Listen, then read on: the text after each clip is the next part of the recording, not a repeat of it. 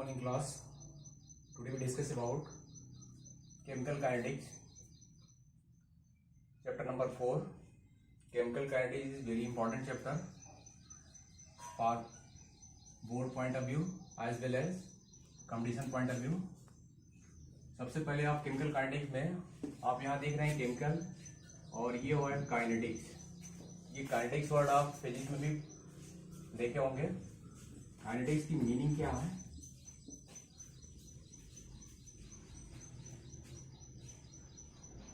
Motion दिया है kinetics. Motion with काज. अगर कोई भी चीज मोशन विद काज हो रही है तो वो क्या है? काइनेटिक्स. अब यहाँ मोशन का मतलब होता है change.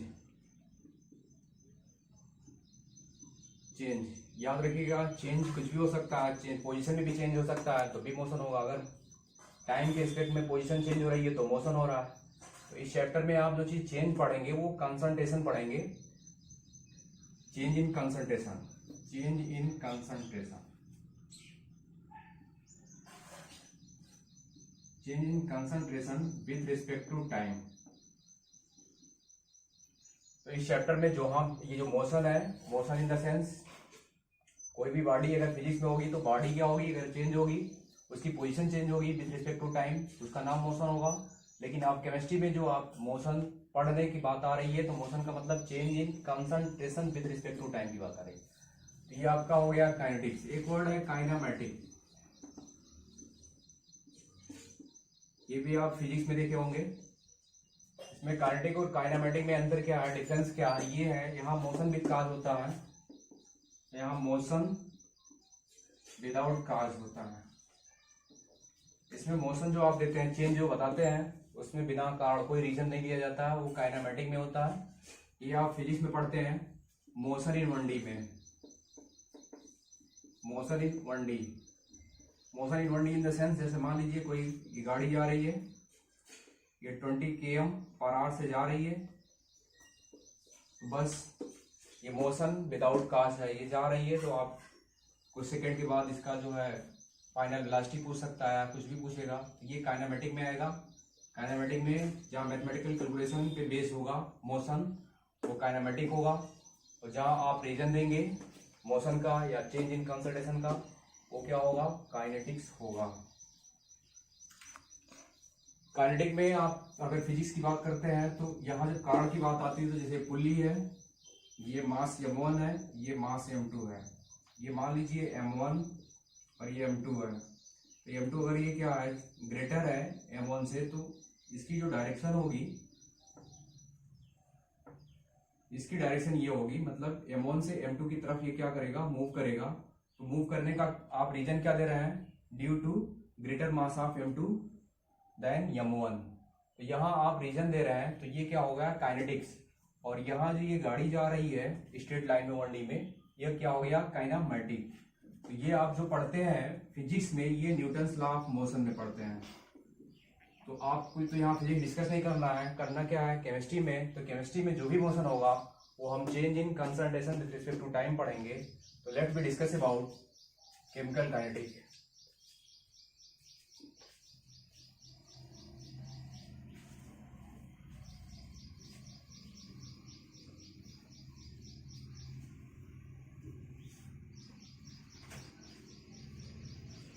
First we discuss about reaction.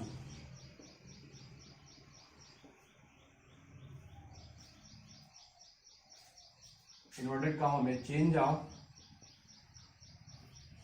one kind of substance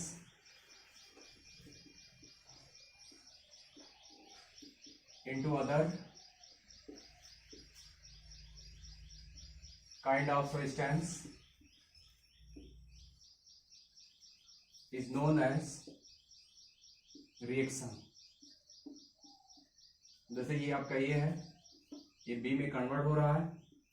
ये आपका क्या है? एक कोई भी कंपाउंड है, बी में कन्वर्ट हो रहा है.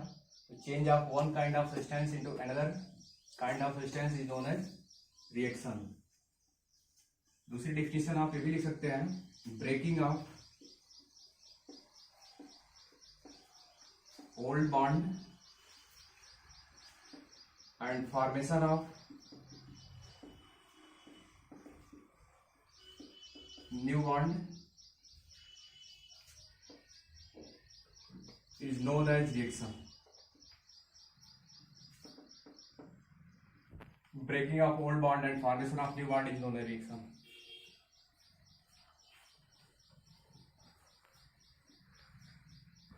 जैसे आपके पास ए बी है, ये आप क्या कर रहे हैं, सी से रिएक्शन करा रहे हैं, ए बी है, ए बी के बीच बॉन्डिंग है, तो ये क्या है, ये ओल्ड बॉन्ड है, इमेजिन करिए, और ये जब बना होगा तो ये ए सी बन गया और बी क्या हो गया, निकल गया, तो ये ओल्ड बॉन्ड है, और ए और सी के बीच में एक नया बॉन्ड बन गया, तो ये फॉर्मेशन हो गया,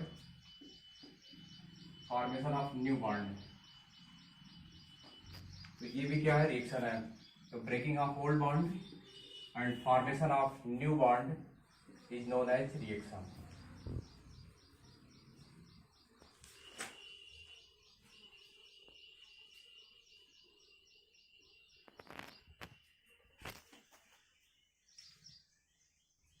आप एक ग्राफ खींचेंगे, potential energy versus progress of reaction, POR, potential energy versus progress of reaction. तो जैसे मान लीजिए यही ए है और ये बी है, ये आपका क्या है, रिएक्टेंट है, और ये क्या है, आपका प्रोडक्ट है, तो इसकी कुछ ना कुछ पोटेंशियल एनर्जी होगी, और ये आपका क्या है, बैरियर है, एनर्जी बैरियर, एनर्जी बैरियर को थ्रेशोल्ड भी कहेंगे, थ्रेशोल्ड। तो ये एनर्जी बैरियर थ्रेशोल्ड मतलब अगर रिएक्टेंट के पास ये एनर्जी आ जाती है तब वो क्या कर रहेगा, प्रोडक्ट में कन्वर्ट होगा। तो ये आपका ए है, ये आपका क्या है, एनर्जी बैरियर है, और एनर्जी बैरियर से जब ये क्या होगा, इसकी एनर्जी पोटेंशियल इसकी इक्वल होगी, तो ये क्या होगा, बी पे आएगा, मतलब ये प्रोडक्ट में कन्वर्ट हो गया। इसका मतलब ए बी में, ए जो है बी में कन्वर्ट हो रहा है, बी प्रोडक्ट में कन्वर्ट हो रहा है, इसका मतलब ये है कि ये तब तक नहीं कन्वर्ट होगा जब तक ए की एनर्जी थ्रेशोल्ड से कम होगी, प्रोडक्ट कभी नहीं बन सकता है। इसका मतलब प्रोडक्ट बनने के लिए रिएक्टेंट के पास एक मिनिमम एनर्जी होनी चाहिए, और ये जो एनर्जी का डिफरेंस आ रहा है बैरियर टू रिएक्टेंट की एनर्जी, वो क्या है, आपका एक्टिवेशन एनर्जी है, इसको बोलते हैं ये एक्टिवेशन एनर्जी।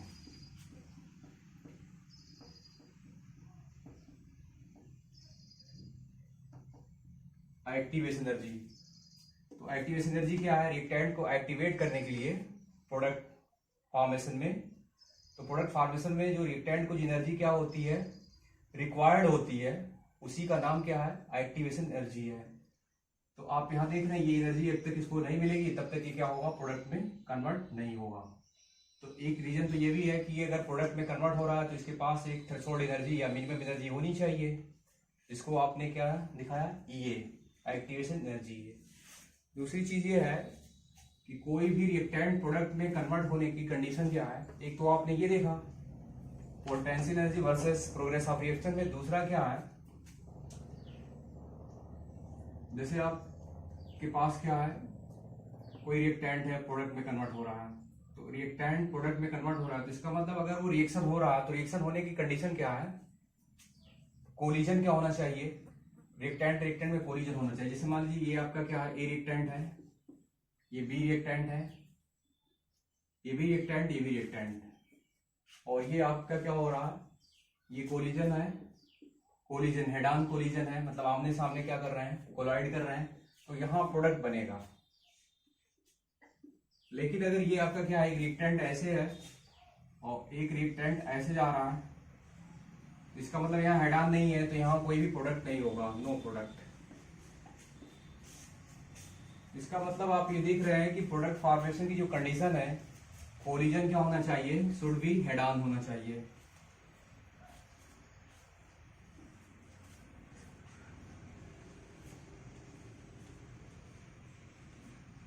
इसका मतलब आप नोट लगा के लिख सकते हैं, नोट में any reaction will proceed, any reaction will proceed only when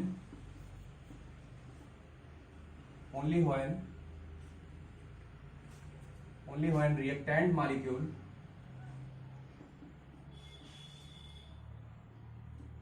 will collide।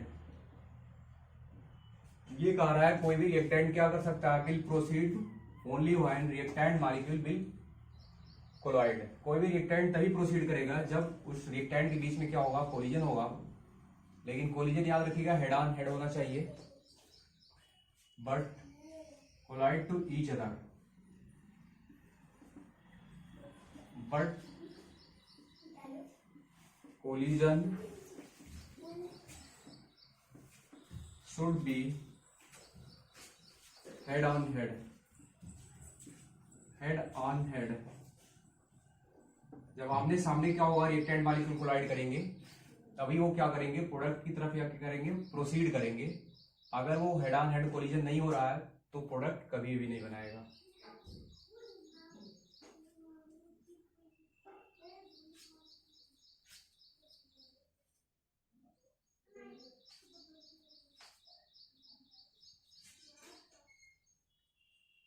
reactant molecule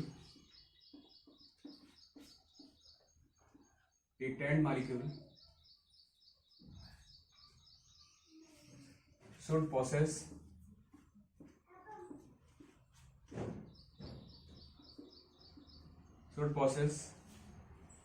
minimum amount of energy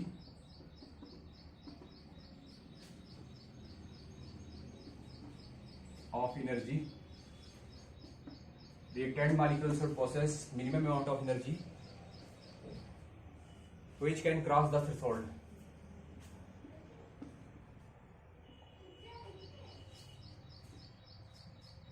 cross the threshold।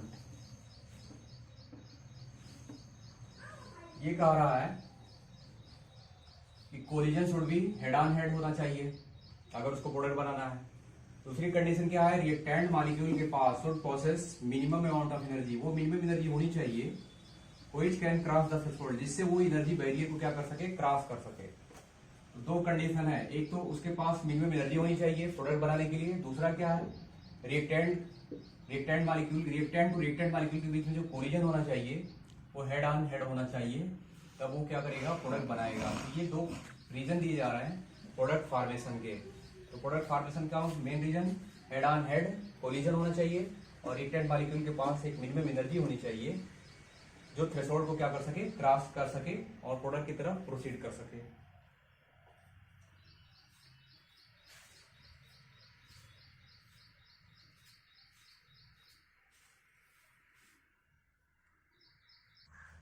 Next we discuss about, अभी तो आपने रिएक्शन के बारे में पढ़ा, अब रिएक्शन की टाइप कितने होते हैं, तो रेट के बेस पे according to rate of reaction, according to rate of reaction these are classified as follows. तो फर्स्ट क्या है, very fast reaction.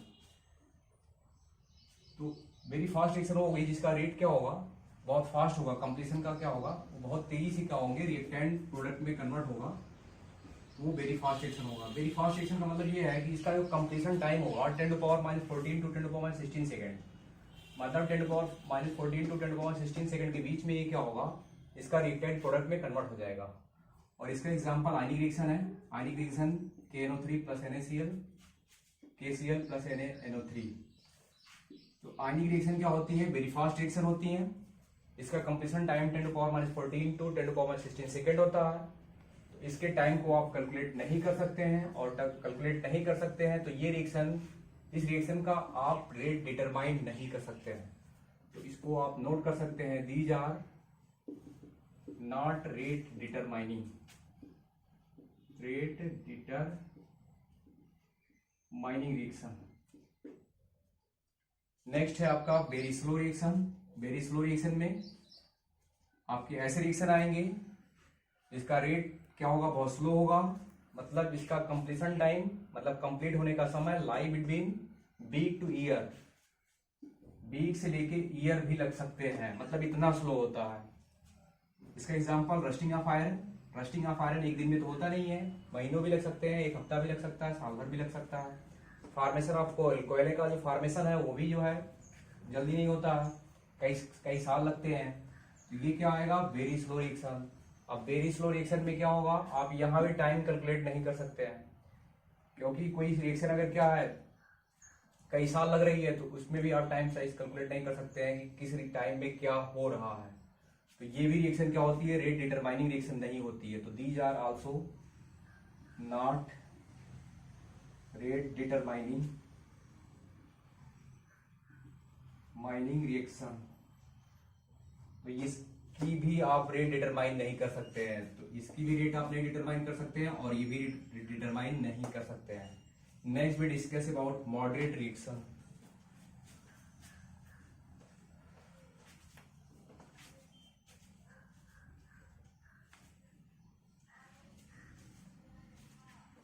Moderate reaction में क्या है, मॉडरेट रिएक्शन में याद रखिएगा जो वेरी स्लो रिएक्शन है और वेरी फास्ट रिएक्शन है, तो इसका टाइम जो होगा इन दोनों के बीच में होगा।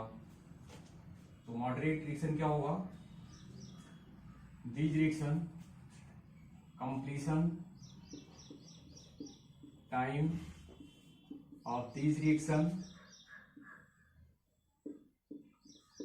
is lie between very fast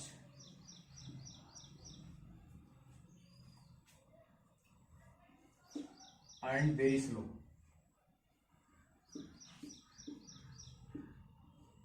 very fast और वेरी स्लो रिएक्शन के बीच की जो कंडीशन होगी वो मॉडरेट रिएक्शन होगी, और यही आप लोगों को पढ़ना है। इसमें आप टाइम एग्जैक्टली कैलकुलेट कर सकते हैं, और अगर आप टाइम एग्जैक्ट कैलकुलेट कर सकते हैं तो इसी की रेट डिटरमाइन कर सकते हैं। तो ये क्या होते हैं, these are rate determining reaction.